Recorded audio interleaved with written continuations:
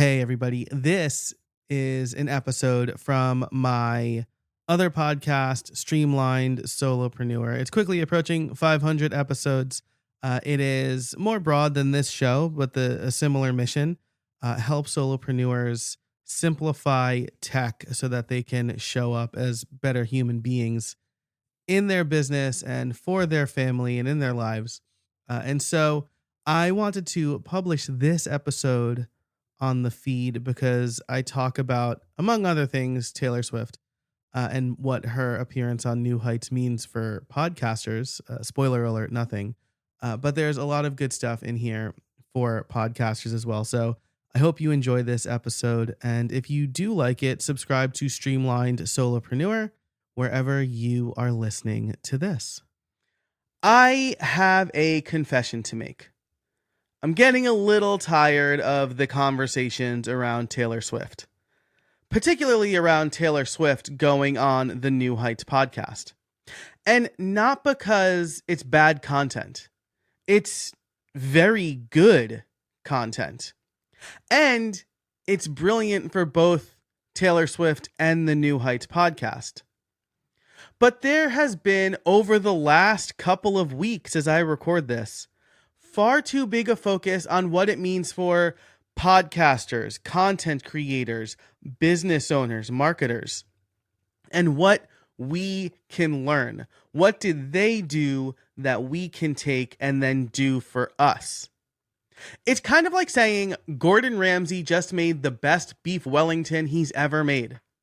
What does that mean for cooking at home? It means literally nothing. Ramsay is a skilled chef and perhaps the most recognizable one in the world.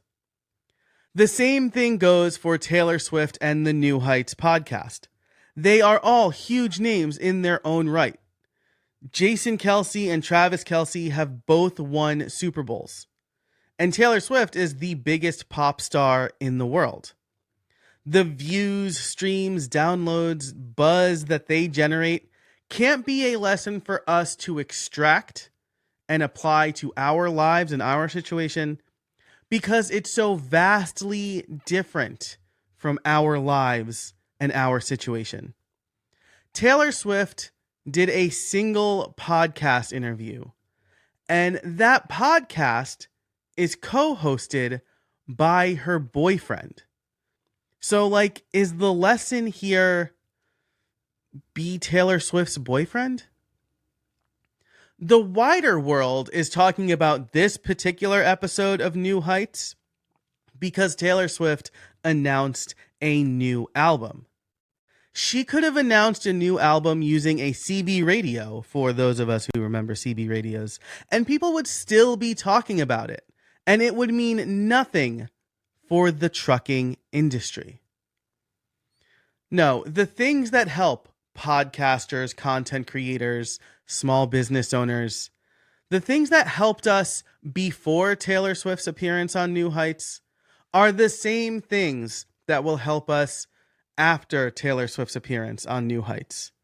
We need to know our audience, which Taylor Swift and the Kelceys know very well. We need to create great content for them. Again, check and check on that episode. We need to tell people about it, and we need to experiment. I suspect many of us already know that this is the answer, but in our constant pursuit to find shortcuts and apply something that makes sense to us to our business without having to take too much risk, I think we were hoping for just an amazing strategy that definitely works. This is why Alex Hormozi makes so much money, right? He is promising that you are going to make 9 figures. Except what very few people talk about is how aggressive and disrespectful he is in trying to make those sales.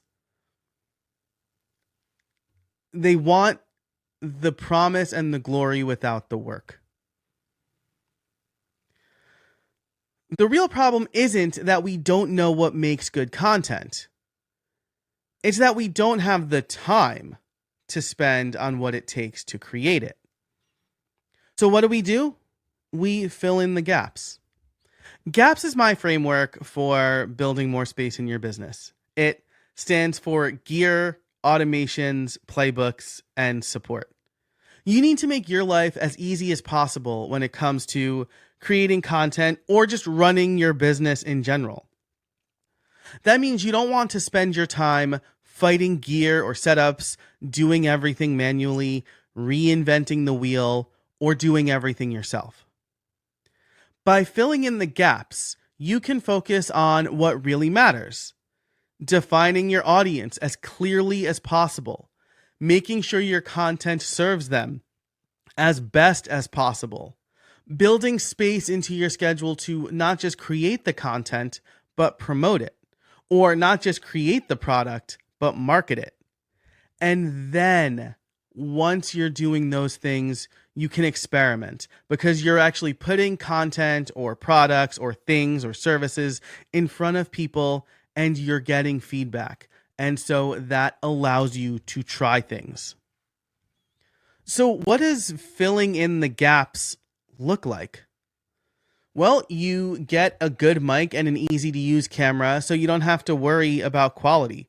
One of the reasons that I have the setup that I have is because I don't want to have to stop recording when my kids are playing upstairs or when my dog is barking.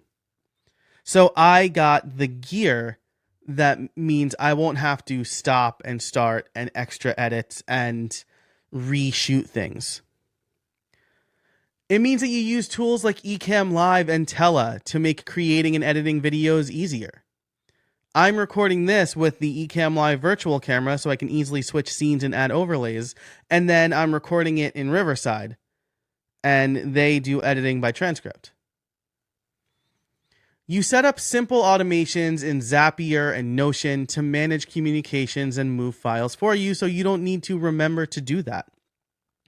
You create standard operating procedures so they act as step-by-step instructions that can be clearly followed either by you or by someone else. And you hire a virtual assistant, an editor, or anyone else who can do a job better than you, so that you can focus on what matters most. And this will definitely take some investment, both time and money. But the ROI is invaluable. I've been able to save 10 to 12 hours per week by implementing my gaps framework. And this summer has been hectic. We are at the tail end of my parents visiting for 2 weeks. My wife is going back to school. The kids didn't have summer camp and we vacationed a lot. And my business, while I had long days, I've been able to take that time off more or less worry-free. That's what filling in the gaps does for your business. Or maybe to think about it a different way, you're creating gaps in your life so that you have more space in your life. And I do want to share one more example here with a woman named Margaret. She wants to start a podcast for her school district. Her official title is Work-Based Learning Coordinator. And she's teaching high school kids really valuable stuff. But she booked a coaching call with me for how to launch her podcast. And this is, she doesn't have a huge budget. She is time starved because she is doing a bunch of other things. And she thinks the podcast can save her time while still creating great content for her students and their parents. So here's how we applied the GAPS framework to make this happen for her. First of all, gear. We start with a sub $100 microphone like the Samsung Q2U. It's beginner friendly, it's portable, it plugs right into a laptop. So she doesn't have to break the bank on gear. Automations. We talked about the tools that she can use so that she's not trying to do too much or move things too many places. And we settled on Riverside for remote interviews. But also Riverside has editing right in the platform. So she can also, like I'm doing right now, record solo episodes in Riverside and then edit them and publish them. And for publishing, I recommended RSS.com. And full disclosure here, I am an RSS.com evangelist, and I create content for them, and I'm on their payroll. But they also have an educator's discount, and they have everything that she needs to make sure her podcast gets everywhere it needs to be, wherever students prefer to listen, wherever parents prefer to listen. And there are a whole bunch of other tools built into the platform, like automatic transcription associated, or our PodViz technology that will send a more engaging video to YouTube because she doesn't want to do video at first. So that's Gear and Automations. Playbooks, we walked through her basic workflow right on the call. A clear path from record to publish so that she doesn't have to figure it all out on her own. And then I gave her the documentation and the recording so that she has it for her. And support. In this case, Margaret might not be able to just hire on her own, but she has access to students to whom she can give these work-based learning experiences. And so we talked about how she might be able to delegate editing, graphics creation, even bring students on as co-hosts, so that she has the support that she needs to make this happen. And now she's launching. She's getting things ready, and she's confident that she's going to be able to do this without dramatically adding more work to her plate. Ideally, this is actually going to take stuff off of her plate. So that's it. That's the GAPS framework. It's gear, automation, playbooks, and support. If you want to learn how you can fill in the gaps of your business, let me know. You can go to streamlined.fm/overwhelm. There you'll take a simple 6-question quiz, and then you'll get a personalized plan based on your answers. Thanks so much for listening to this episode of The Streamlined Solopreneur. I hope you enjoyed it. And until next time, I hope you find some space in your week.